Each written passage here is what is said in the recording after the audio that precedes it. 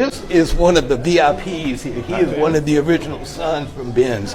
You want to say a couple words to our how many listeners we have? 45,000. 45,000. Wow. You can give a little spiel about your experience, what your points have been. Yeah, so we can let you share a few words. Well. Mom and Dad, of course, started benschilibowl August 22nd, 1958.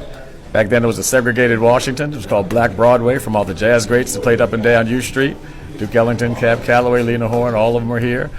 10 years later we had the riots. Dr. Martin Luther King was assassinated. We had the 68 riots, 300 fires around Washington, D.C., and we were one of the only places allowed to stay open during the riots to help stop the violence, special order by the police. And my dad's from Trinidad, Stokely Carmichael's from Trinidad, so Student Nonviolent Coordinating Committee, and they got together to try to help stop the violence. The next 10 years we went into the drug period, which we call the drug wars on U Street, the 78 drug wars, where Washington was the #1 murder capital in the country.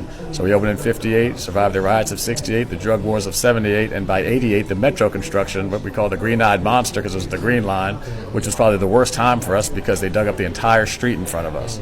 So for 5 years we had very, very little business. We were only mom and one employee were here feeding a few construction workers. But we were able to survive largely because we owned our real estate. We'd rented for probably 20, 25 years, but at some point they were able to buy the property, and that was common to Lee's Florist down the street, an industrial bank, and so we were able to survive that. Then by 98, everything had come full circle. The real estate boom, those houses around the corner that were selling for $50,000, now all of a sudden they're selling for $500,000, $600,000, $700,000, $800,000, and it was a whole new day on U Street. But we've survived that 40-year period.